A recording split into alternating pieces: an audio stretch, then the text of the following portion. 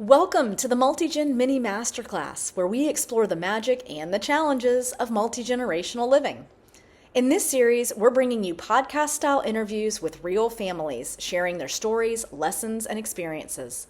Plus, we've got guest experts providing invaluable tips, advice, and practical tools. Our goal? To help you navigate and thrive in this unique lifestyle that's more popular than ever. Whether you're considering going multi-gen or already living it, we want to be your go-to resource for all things multi-generational living.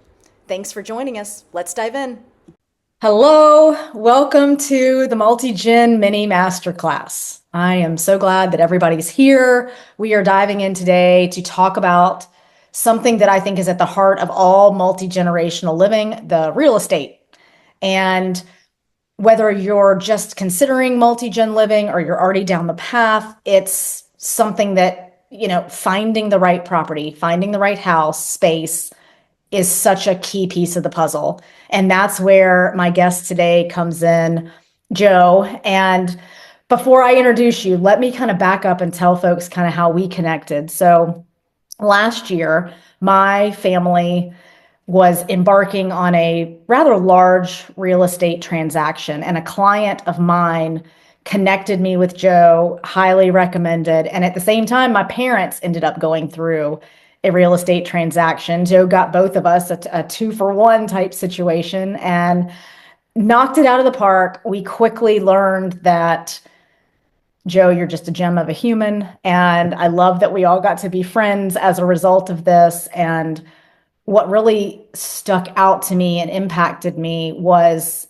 not only your knowledge and your kindness, but your ability to simplify the most complex processes into something just digestible and manageable. And that just was so appreciated. And I think it's those things why I'm so excited to share you with everybody here. So without any more ado, Joe Harvill is a land specialist with Whitetail Properties Real Estate. He specializes not only in helping families find the right perfect property, purchase rural land, but he's also living multi-generationally. And so I think that unique perspective is going to be really cool to explore, that you've got both the personal and professional side to share with everybody. So welcome. Thank you, ma'am. I appreciate that glowing, humbling, and excellent intro. Thank you. That means a lot coming from you guys, and happy to help. It was a great experience working through that project with you guys. Oh, I'm glad. I mean, because we're not the easiest. I know it. Yes, you were. You listened, so I appreciate that, and that goes a long way. As you said, I'm a forward thinker when it comes to that, but it's also one of those things that you've got to look from that 10,000-foot perspective, think things ahead, and you guys. Whatever questions you had, I found an answer for you. Whatever I thought might be an issue, I addressed it with you guys. So we kind of had all of our ducks in a row. I can't say thank you enough for all of that. And I'm so glad you're here and I'm excited for this. All right, let's dive in. Let's start Sounds by good. talking about your multi-generational experience. Talk to me about your current setup, how your family, what does your arrangement look like now? How did your family arrive at the current setup? Yeah, so great question. Like many of my generation, kind of started out with a starter home. I actually bought my first home at the age of, wow, I think I was 22, 23 when I first bought. And starting out in a fledgling career, worked a lot of overtime and things like that, and built up enough of a nest egg to buy a home. And it was, an HOA driven type setup, and lived there for about 5 years and started really seriously dating my now wife, Brittany. And we were kind of looking for something bigger. We were in a townhome, which served the purpose initially. I bought that when I was single, and it's not that we were outgrowing it, but we were kind of planning for the future and happened to stumble onto, we wanted something different. We didn't want to be in an HOA, but we liked a downtown atmosphere, and there were certain boxes to check. And sometimes, as fate will have it, you find or stumble into something where it checks all the boxes. And we found what we now reside in, a 140-year-old restored home built in the late 1800s in downtown Somerville. And the gentleman that redid the house did a phenomenal job with it. It was a very unusual real estate transaction where I actually got to meet him and kind of work through things to see how the work looked. he just so happened to have purchased the house next to us as well, which I'll get to that in a minute. That's our in-laws now own that. And he was working on this house, finishing it up, and then he was starting that project. He ended up living there, but we basically walked in, and my wife, who wasn't too keen on living in Somerville because it was so far away from where we had to work, and it wasn't that far. It was about a 25-minute or 25-mile drive. She walked in, and I said, "What do you think?" She says, "I love it, and I want it." So sometimes when it checks all the boxes, you go with it. My one caveat is it didn't have a garage, so I ended up with my buddy building a massive 3-car garage for it. So it's kind of that investment in your nest egg. I wanted to match the house. I had very particular requests on it. Quotes at that time were 70 to 75,000, and we ended up building it for about 15K and putting it in all in. So really seeing this property develop a lot. So Britt and I buy this home. We get established. We got married. Um, Ended up, I'm trying to think here time frame wise. We had our one and only daughter in 2020, and obviously that spurs along grandparents wanting to be close and things of that nature. We're amidst COVID, which really kind of had everybody fragged out. Obviously, Erin, I'm on the public safety side of things too with law enforcement, so really that kind of put a strain on being able to see family. And eventually, Britt's parents, they were back and forth, coming back and forth from Connecticut. And I think they really wanted a warmer option, although it's not that warm right now. But they wanted a warmer option compared to where they resided up in the Northeast. And my buddy, who owned the home next to us, he was already purchasing another house, working on another project. The timing was right, and he ended up selling that home to them. So now they own the home next to us, and they're there about 5 months out of the year. So they get to visit and hang out in the winter months when they flee the cold season up there in the Northeast. Segue, I think, to 2021. My dad passed away. My mom was still a full-time teacher and things like that down in Florida, and still living in the same home that I grew up in down there. And obviously, that kind of spurred things along. Now with my dad gone, she wanted to be closer, and it kind of made more sense. And there really wasn't anything holding her to Florida. And I said, have you considered the Somerville area? She seemed to love it every time they come up and visited. So I started the hunt for something that checks some boxes up there. Now, just as well as I do, 2021, 22. I hate to say this, but Dan Perez said it with Whitetail. Any real estate agent could make a ton of money during that phase and sell to anybody blindly.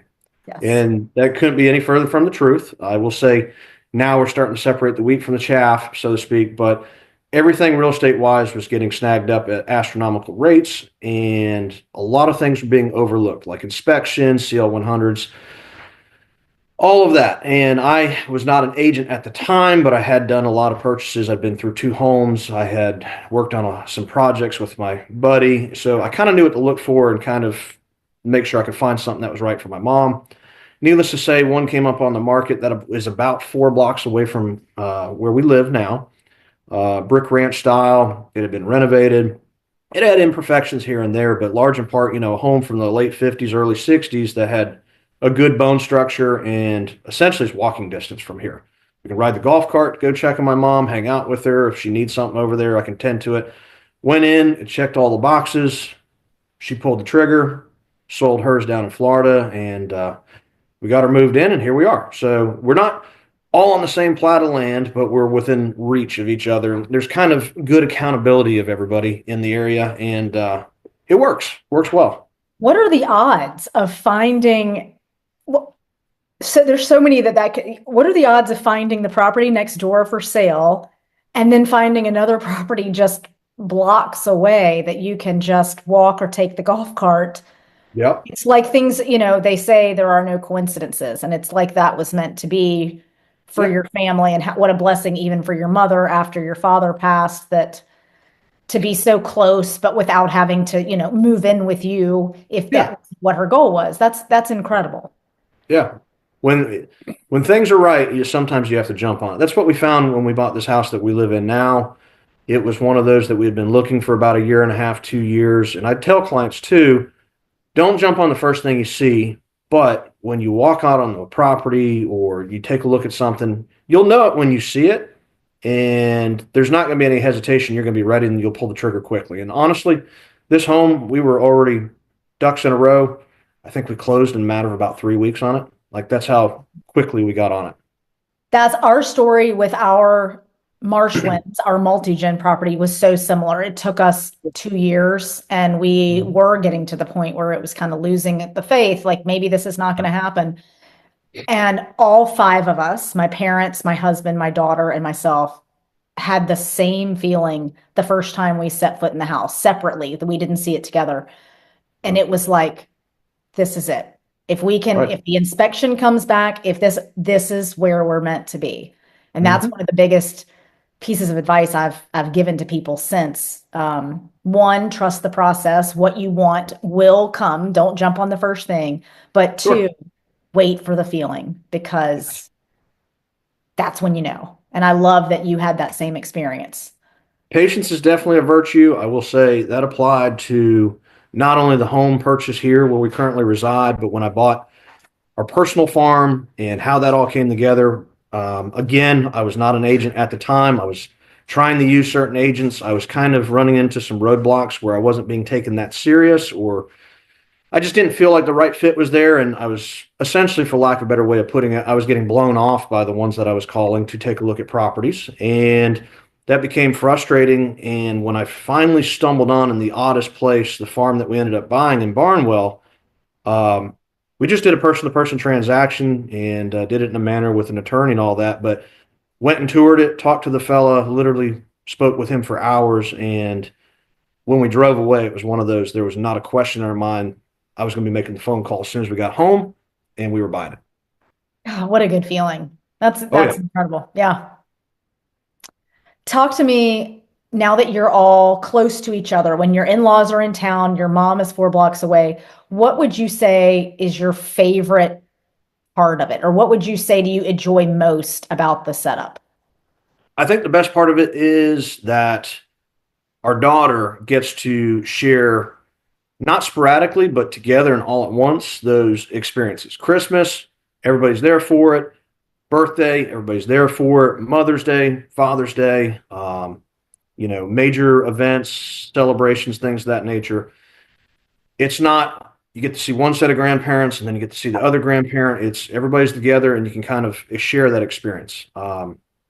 And, it really kind of simplifies things. And I talked about the accountability piece, but somebody needs something, you lean on them, and you have that support system there. And I find my daughter one day wants to say, "Hey, I want to go see Loli. Let's ride over there and hang out with her for a few minutes." Okay, we can hop on the golf cart and do it. Or hey, I want to go play in the backyard next door. So she goes and hangs with Brits folks.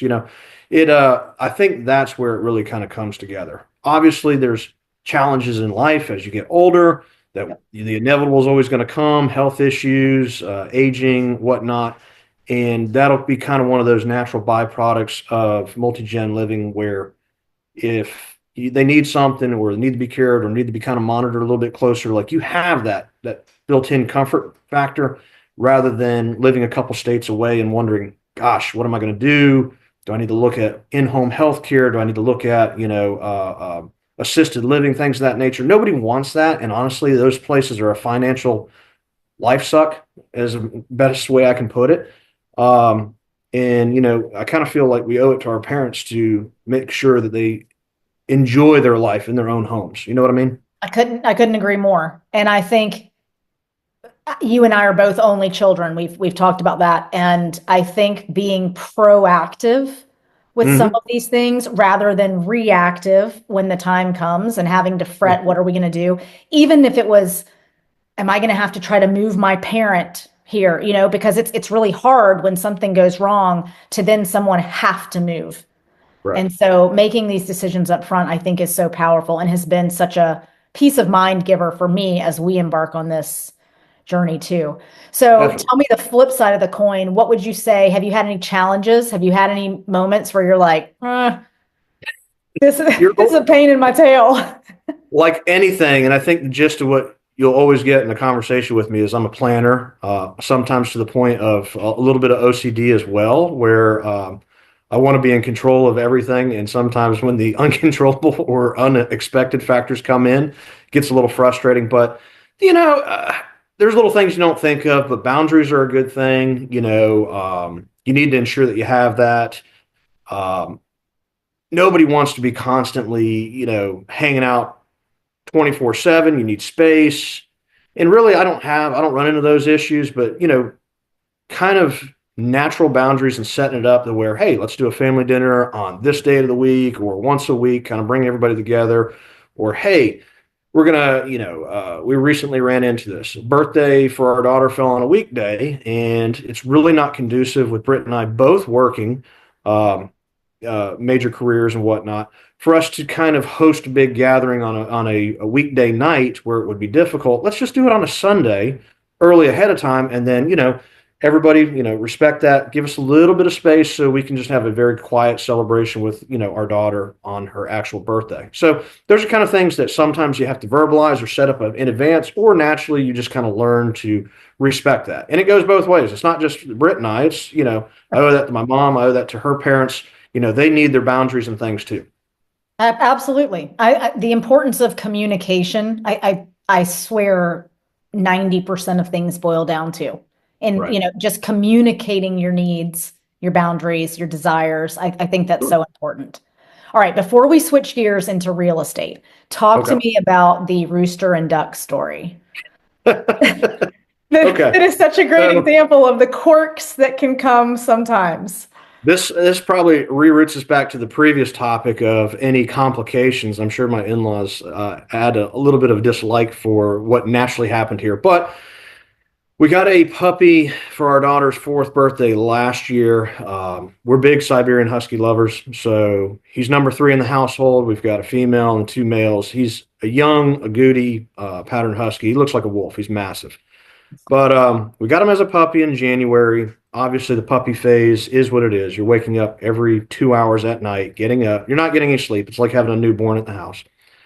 And we've got a gated in backyard, gated driveway, things of that nature. So we've kind of got a little confined area where the critters can run, but we also have chickens and a duck. Well, at 3 or 4 in the morning, I would let the dog out and he would run around the garage, and I set up exterior motion lights to automatically trip. And of course, the motion light would come on. That floodlight spans across the backyard. And during the COVID days, I built a chicken coop because we wanted to do the whole homesteading thing. And it's been great. But I built a chicken coop that matched the house. Like, you'll notice everything. We even had a rabbit hutch that I built to match the house. I'm kind of particular about that. But we had the chickens. We let them go. We have one rooster, and he's a great rooster. But this fellow would see the lights come on, and he'd immediately start crowing, whether it was at sunrise or it was 2 o'clock in the morning. And then he would start crowing, and he would not stop crowing until the sun came up and all the chickens came out and started doing their thing. Well, the chicken coop happens to be about 15 feet from my in-laws' bedroom window, so naturally they were waking up the same rate that we were. But the funny part is not only did the rooster start crowing, but we have a female. She's an English appleyard, which looks like a very large mallard hen duck. She's an egg layer. She would wake up and start quacking, and she's rather loud as well. So now I call it, I think I referred to it as the Pavlov's training, Pavlov's dog. Basically didn't intend to, but train them every time the light comes on to start crowing and quacking and just making all kinds of racket. So I have to be very mindful of, if I let the dogs out in the early morning hours, I tend to turn that floodlight off to try to avoid that. But the other unexpected positive impact of it is anytime we have somebody roll in the driveway that the animals don't know, the duck and the rooster start going crazy, and they're kind of our early warning alert system. So You don't we even got a need an attack dog. You've got no, attack rooster and duck accomplice. correct. Yes, yes. So that was unintended consequence of actions there, but kind of funny how that panned out. I don't, it's a good story. Yeah, I can't imagine all hours of the night having the duo. yeah, yeah. I try to avoid couple lessons learned now. I try to avoid going out certain hours, and I try to kill the lights before I do so, and just work it that way. And everyone else appreciates you for it. That's good. Correct. Yes, That's yes. good. Okay, let's just shift gears Okay. quickly and talk about the real estate. Let's put on the real estate hat. because Sure. I know that that's, your expertise too. And I want to hear just some specifics around, let's talk about the finding the right property. Right. Um, you specialize obviously in land sales, which opens up so many possibilities for families looking, especially for that family compound where you've got multiple houses, multiple families, all on the same larger property. Yeah. What do you think are some of there's a lot to consider, I would think, things like zoning and utilities and all. What do you think are some things that folks should consider when they are going to purchase a large piece of land for this purpose? The first and foremost, and I mean, excellent question. And we talked about rabbit holes. I'll try not to go in a rabbit hole, so control me and keep me, put guardrails there. There's a lot to it, but the biggest, and I think the simplest way of looking at it is what do you intend to do with it? And from that, that's one of my very upfront questions that I ask. What do you intend to do with the property? And what I run into in my field is people want to use it as recreational property. And recreational might look like horseback riding, ATV riding, shooting sports, hunting, you name it. Sometimes people just want to get away from the urban sprawl and they want to have that experience of the outdoors, not necessarily live out there, but just to enjoy it. So recreational pieces are big. Then I pivot to clients that are in the farm industry or timber industry. Different types of farming, different types of timber. Down here in the low country, you see a lot of soft mast or softwood timber, which is always going to be your pine trees. Typically they're on a 25-year index. So for somebody looking for investment purposes in timber, I have to know and ask those questions of what do you want to use it for? When are you trying to harvest it? What are you looking to do with it in that manner? If you're looking for pasture land, okay, what are you trying to sustain? Are we looking at cattle or are we looking at 2 or 3 horses? Then that, as you said, goes into the zoning issues. Or some people are still, row cropping or farming for sustenance, and they're looking to do that. And then you have, the other aspect of the folks looking to do the multi-generational or have a home or country home on acreage. And while I don't deal with a ton of homes per se, I will if, we're talking, 100 acres and you have a 2 or 3,000 square foot cabin out there, that's bread and butter for us. And I do run into a lot of clients and have had quite a few which are looking for that perfect property where they can build 1 or 2 homes on there and live multi-generationally and have certain boxes to check. So biggest question that I always ask is, what is your intended purpose for it?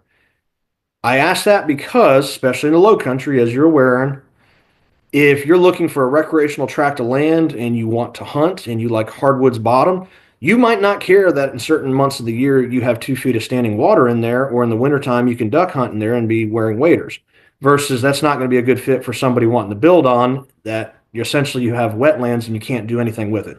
So certain lands have good useful purposes and others are completely useless depending on the needs. Absolutely. And I think it's really important to think about when you're mapping out how you might lay out a property like Sure. this.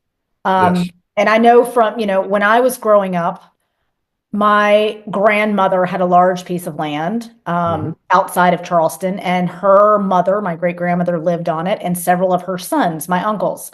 And so I have really fond memories. They had created their homes kind of around a pond that had been dug for sand purposes. Mhm. But I have fond memories of swimming in that pond and running, traipsing through the woods Oh between yeah. these houses. And so I guess that's one of my questions is how, when folks think of laying out their property and how they might use some of these features, whether they have a pond, whether they're going to have, a barn with animals, whether they're Mhm. going to maybe harvest wood. Harvesting wood is very messy in my experience. Oh So yeah. how might people consider the features and how they lay out their life on this property? Good question. And the biggest thing I'll tell you is, and I have to do this in my career, you have to be able to have a vision. Does that make sense? So people are going to have their preconceived notions of what they want and what they expect a tract of land to look like based off of pictures that they might see online or things of that nature. Obviously, I'm big into pulling surveyed aerial overheads, kind of mapping some things out. I like to show them, hey, here's where you do have a creek or some wetlands, but this is a dry area. You want seclusion for your house, but you're going to have maybe about 100 to 200 yards of buffer from the roadway to accomplish that. So I kind of have to put my creative hat on. And biggest thing, and I think I did this with you guys, is have a vision and just trust me. Take a look at it through the perspective of not what you see right here and now, but what it could be.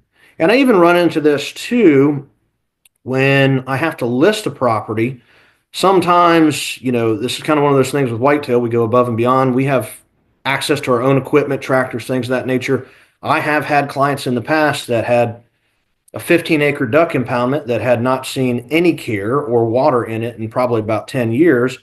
And in order to stage it and get it set up for showing, to really have that wow factor when somebody looked at it and take drone photos and things like that, it involved me taking my tractor out there and spending the day bush hogging it and clearing all of it and getting the trees that had grown up out of there, so that when we took the overhead aerial pictures, it just pops. And while it's not full of water and it's not loaded with ducks and it doesn't have any millet or sorghum or anything planted in there, somebody can look at that and say, all right, I can at least envision it. So that's the biggest challenge I run into. And kind of when you want to make that dream a reality, you have to walk people through, have a vision here. It's going to take a little bit of effort. This is how you accomplish it with, based on your price range and things like that. And really, you got to put the creative hat on.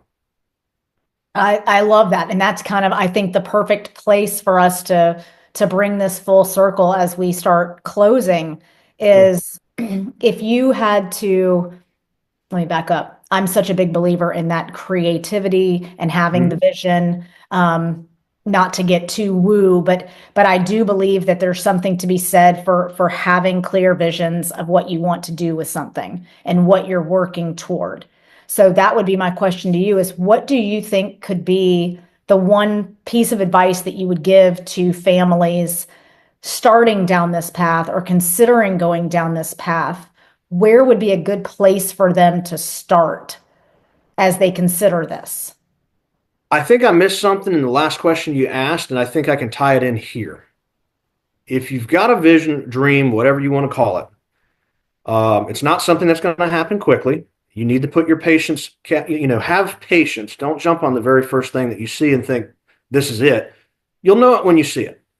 But it's a little bit easier to attain when you have good resources. And there's a difference between a resource and a good, trusted resource. And that's kind of, hopefully, when working with you, you've got this aspect. But before I take a client on, or before I, go out and start showing properties to somebody who has this dream of multi-generational living or recreational tract, I'm in a way a little selective, and I gotta know the person to really be able to hone it in.